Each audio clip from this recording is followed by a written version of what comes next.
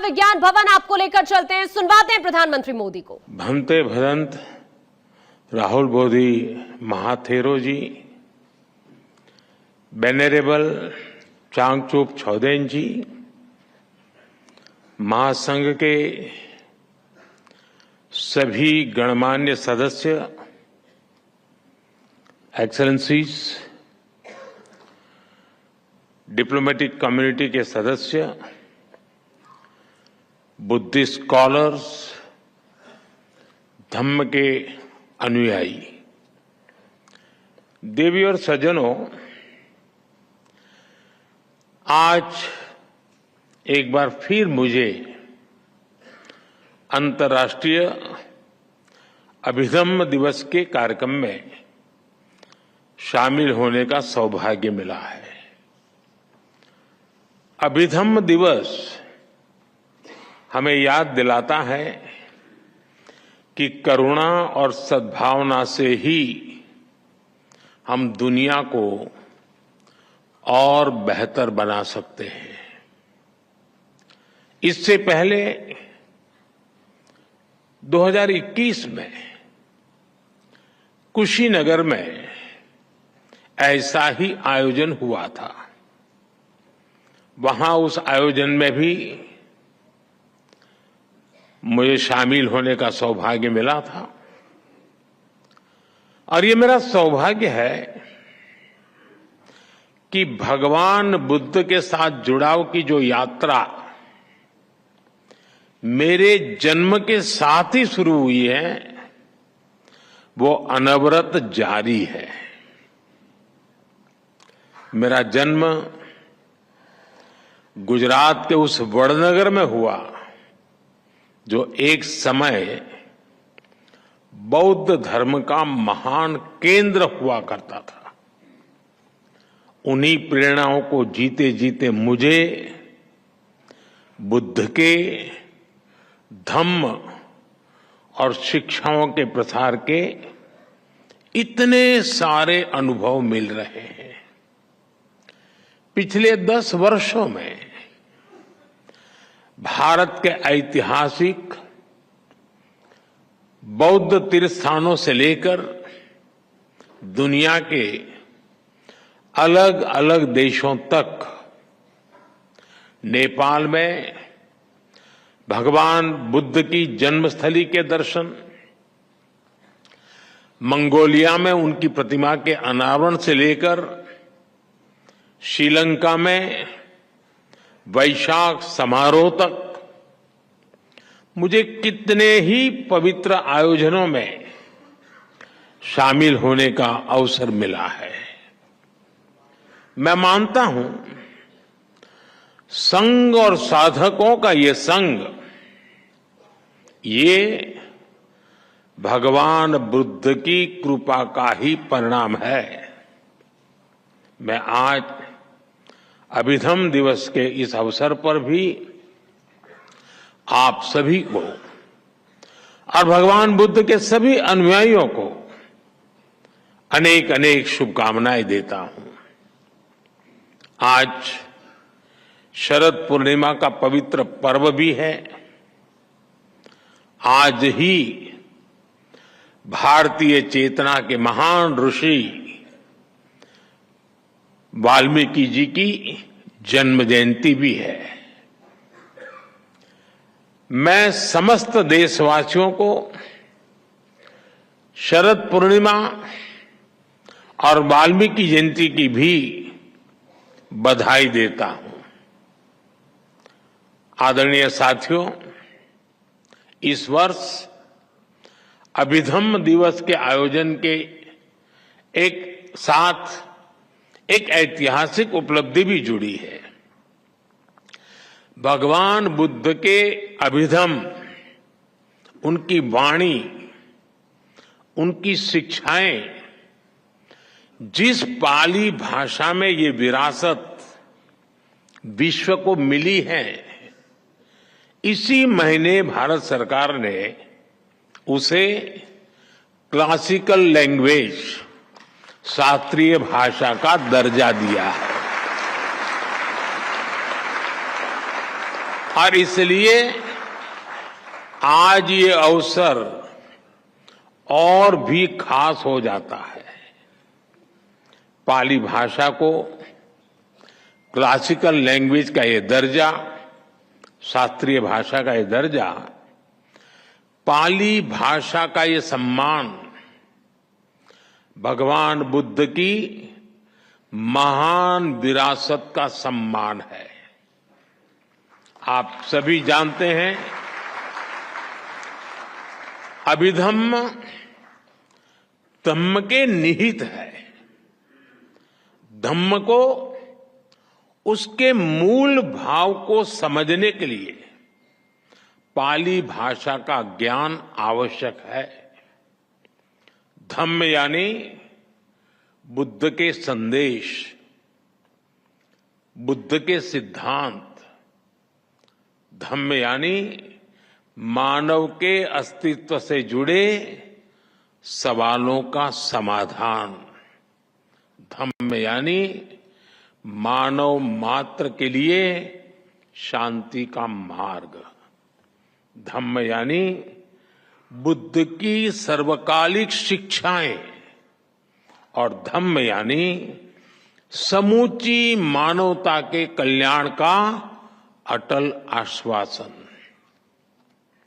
पूरा विश्व भगवान बुद्ध के धम्म से प्रकाश लेता रहा है, लेकिन साथियों, दुर्भाग्य से पाली जैसी प्राचीन भाषा, जिसमें भगवान बुद्ध की मूल वाणी है, वो आज सामान्य प्रयोग में नहीं है।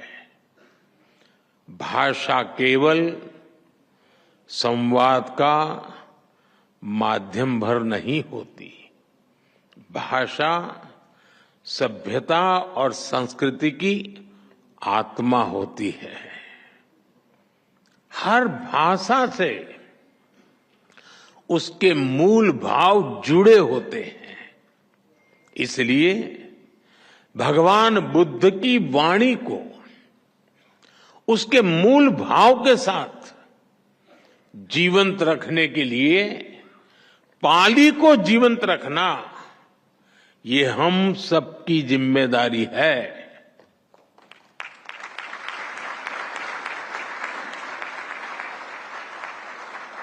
मुझे खुशी है कि हमारी सरकार ने बड़ी नम्रतापूर्वक ये जिम्मेदारी निभाई है। भगवान बुद्ध के करोड़ों अनुयायियों को, उनकी लाखों भिक्षुकों की अपेक्षा को पूरा करने का हमारा नम्र प्रयास है। मैं इस महत्वपूर्ण निर्णय के लिए भी आप सबको बहुत बहुत बधाई देता हूं।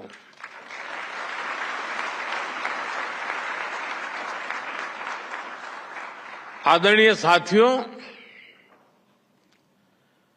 भाषा, साहित्य, कला, अध्यात्म, किसी भी राष्ट्र की ये धरोहरें उसके अस्तित्व को परिभाषित करती है। इसलिए आप देखिए, दुनिया के किसी भी देश में कहीं कुछ 100 साल पुरानी चीज मिल भी जाती है तो उसे पूरी दुनिया के सामने गर्व से प्रस्तुत करता है। हर राष्ट्र अपनी हेरिटेज को अपनी पहचान के साथ जोड़ता है, लेकिन दुर्भाग्य से भारत इस दिशा में काफी पीछे छूट गया था। आजादी के पहले भारत की पहचान मिटाने में लगे आक्रमणकारी, और आजादी के बाद गुलामी की मानसिकता के शिकार लोग भारत में एक ऐसे इकोसिस्टम का कब्जा हो गया था जिसने हमें उल्टी दिशा में धकेलने के लिए काम किया। जो बुद्ध भारत की आत्मा में बसे हैं, आजादी के समय बुद्ध के जिन प्रतीकों को भारत के प्रतीक चिन्हों के तौर पर अंगीकार किया गया, बाद के दशकों में उन्हीं बुद्ध को भूलते चले गए। पाली भाषा को सही स्थान मिलने में 7 दशक ऐसे ही नहीं लगे। लेकिन साथियों, देश अब उस हीन भावना से मुक्त होकर आत्मसम्मान, आत्मविश्वास, आत्मगौरव के साथ आगे बढ़ रहा है। देश इसी बदौलत बड़े फैसले कर रहा है। इसलिए आज एक और पाली भाषा को शास्त्रीय भाषा, क्लासिकल लैंग्वेज का दर्जा मिलता है, तो साथ ही यही सम्मान मराठी भाषा को भी मिलता है।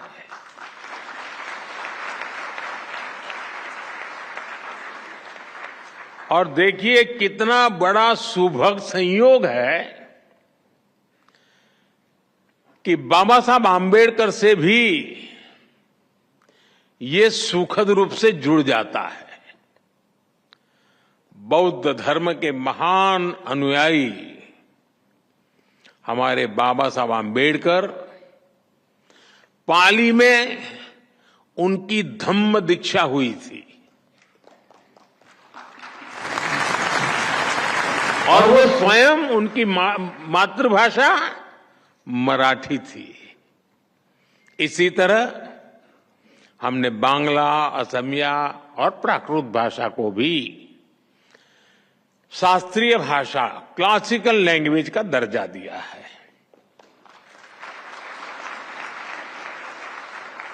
साथियों, भारत की ये भाषाएं ही हमारी विविधता को पोषित करती है। अतीत में हमारी हर भाषा ने राष्ट्र निर्माण में अहम भूमिका निभाई है। आज देश ने जो नई राष्ट्रीय शिक्षा नीति अपनाई है, वो भी इन भाषाओं के संरक्षण का माध्यम बन रही है। देश के युवाओं को जब से मातृभाषा में पढ़ाई का विकल्प मिला है, मातृभाषाएं और ज्यादा मजबूत हो रही है। साथियों, हमने अपने संकल्पों को पूरा करने के लिए लाल किले से पंच प्राण का विजन देश के सामने रखा है।